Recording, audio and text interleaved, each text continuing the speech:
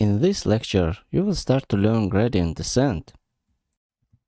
If you remember this slide, hope you remember, our cost function was equal to squared error.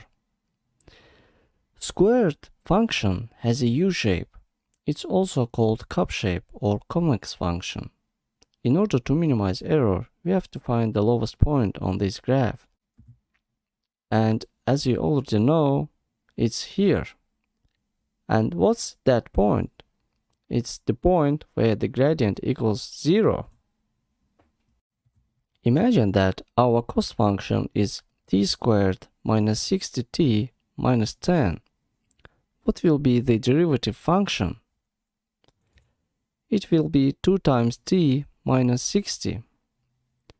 If we know that the lowest point equals 0, we can find t by equalizing the derivative function to 0.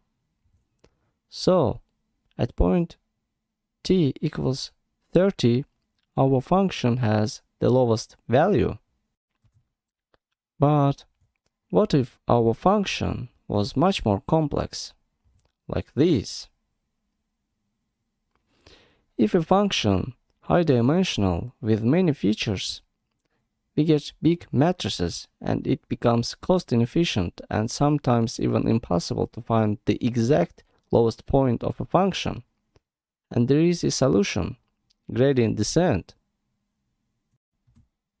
As already mentioned in the previous lectures, we will start to solve easy problems with gradient descent to make explanations easy, although gradient descent is better to be used with unstructured data. Don't worry if you haven't understood any part until now. It will be all clear in the next lectures. You will see animations and calculations with math and Python. That's all for now. See you in the next lectures.